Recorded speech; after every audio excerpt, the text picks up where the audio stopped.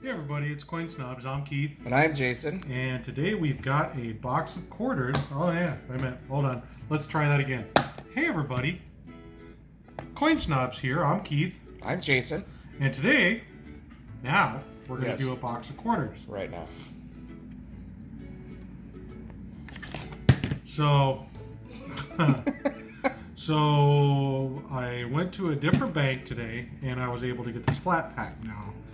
In our area, these flat packs are typically where the uncirculated coins are going to come from. So, as opposed to like this, which is usually circulated from a different armored car company. So, that one's going to sit on the side. We're going to try this flat pack. So, let's rip into it and see what we got. All right. Grip it and rip it.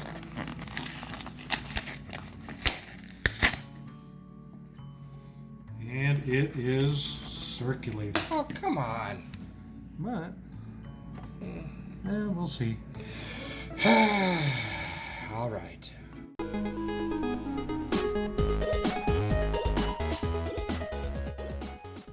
All right. Overview. First off, the infamous car wash token. And we got a couple of quarters from our friends up north. So we got an 86, 2007, and 97. And then we have a British 10 pence. And a 2015 Commonwealth of the Bahamas, which this is actually really cool looking. It kind of looks like it might be proof. Though I don't know a whole lot about coins from the Bahamas. It's definitely proof-like. Good looking coin. Then we have some struck through. Some fairly dramatic struck through. This one's kind of eh. This one's very struck through. In fact, you can kind of see it to the right side or the front of the bird there. Fairly easy to see it here. I mean, literally that whole right-hand side there is struck through grease. A little bit below the bird, behind the bird, under the bird's boot, behind the wing, kind of northwest of the wing, feathers. And then, oh yeah, quite a bit on the obverse as well. Behind his head, above his head, and in front of him. Yeah, like probably 60 or more % of this coin is struck through grease. So yeah, right on. Kind of like that little planchet imperfection, or that little bag mark. I think it's a planchet imperfection, but coming right down off of his mouth there. Kind of looks like he's scowling. It's Mad Washington. Behind Washington's head. And this one's struck through, I think, pretty much all over. Then we got some nice mint states. Really nice 2015 Saratoga. I mean, really, really nice. 2017. A decent Lowell. 2019, of course. Pretty good looking San Antonio Missions. Got a bit of a fingerprint on there, but otherwise it's a good looking coin. And then River of No Return, all Denver. Mint State Bat. Some Weir Farms. And, I mean, these are pretty decent Mint State coins. We're keeping all the ones that are in really nice condition, mostly because we don't know how many of these they're going to be making this year with the pandemic and everything else going on. 2020 basically just being a virtual dumpster fire. Who knows how many of these they're actually gonna strike? So we're gonna keep them. Worst case scenario, they're a quarter a piece. Big deal. Some nice 2009s. And again, AU or better, we always keep those. Then we've got Arizona with the die chip below the cactus. Die chip. Right there below the saguaro cactus, obscuring part of the designer's initials. We find plenty of these. I mean, not lately, but maybe we'll start finding more of them since this broke the seal. We have plenty, but again, I mean, how can you go wrong finding any kind of an error or variety, really? 2008 Denver Extra Claw. Extra Claw. And then we have a West Point. And another West Point if the camera will focus. There it is. And these guys, of course, following tradition, are both American Memorial Park. We have a ton of these. Again, not complaining. They're West Points. You can't complain about that. But we find so many of these American Memorial Parks.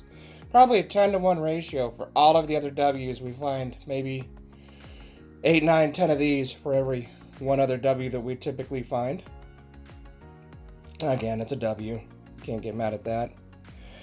A Washington State Quarter. It's actually proof. Trust me. It's just a really nasty looking proof. We're going to take a look at that real quick because it has some interesting stuff on it. So this is what I kind of wanted to show you real quick. Definitely shows signs of strike doubling, also known as machine doubling, which is kind of crazy on a proof coin because the quality control is so much tighter on proof coins, but still sometimes things escape them. At first I was thinking maybe this was a double die, or hoping it was a double die, of course, but it's pretty much all the way around the rim. As you can see, there's also some in the I, the C, the R. It's most definitely strike doubling. So this basically happens when the die is a little bit loose inside of the machine, the press, and when it either comes up or down, or at some point during striking, it shifts a little bit. And when it does that, it kind of scrapes part of what it's already struck off or chatters a little bit, and that's why you get that strike doubling or machine doubling. It's not true double die, of course. A lot of people call it the poor man's double die. But I mean, it's kind of neat. And although this proof quarter is in appalling condition, which we would keep it anyways because it's a proof coin, we would feel bad about turning it back as usual. It adds some character to it, so you know, that's kind of neat. Take a look over here. I mean, yeah, there's at least a little bit of it all the way around the edge of the coin. So, something a little bit different to show you guys. And then here is the important one. And the reason why we look at every single coin under the scope. Alright, we need your help with this one, guys. Pretty plain Jane looking 2020 Denver bat or American Samoa. Lots and lots of bag marks, shows signs of circulation. I mean, it's not the bestest looking coin. The interesting part is back here on the reverse. Now, quick conversation about this, of course, on these national park quarters. The edge lettering is actually in cuse, which means that it is sunk into the field, as opposed to being raised like most devices are. So a lot of times what you'll get on these is, again, a lot of that strike doubling or machine doubling. Very common on these national park quarters just because of the design and metal, between metal flow and strike doubling, it'll look like you have some sort of a double die, but you don't. In fact, I'd say probably 6 or 7 out of 10 of these coins looks like they have some sort of doubling, and it's not actual doubling. But here's the interesting part. Take a look at the L in National and the P in Park. That looks a little bit to me like a double die shift. Let's get a closer look at it real quick. Alright, so again, if it was north or south of it, I would most definitely say that this is strike doubling, aka machine doubling. But this is a little off-center doubling, I think. I would say it's probably, what would that be, to the southwest on the L and the southwest on the P there. You can see a little bit of the top of the L right there and a little bit of the top of the P right there. and a little bit on the inside of it as well. But the question for you guys is what do you guys think? Is this a discovery coin? Did we find something? I looked on the Googles and didn't find anything similar. I found a lot of people that thought that they might have had a double die, but that was just the strike doubling. True north-south, poor man's doubling. This, to me anyway, looks like it is most definitely a double die. So please let us know. What do you guys think? Does this look like doubling to you? Is this some kind of a weird anomaly? Are my eyes playing tricks on me? Literally any way that I put it,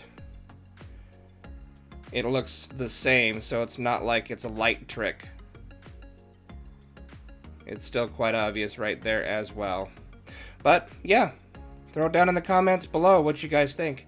That's pretty much the impressive stuff to show you guys. Again, if you're not subscribed, please do so. Really helps out the channel. If you want to keep getting notifications for every time we put a new video up, go ahead and tick the bell. But until next time, guys, love you all, God bless, and we will see you soon. Cross your fingers on this coin.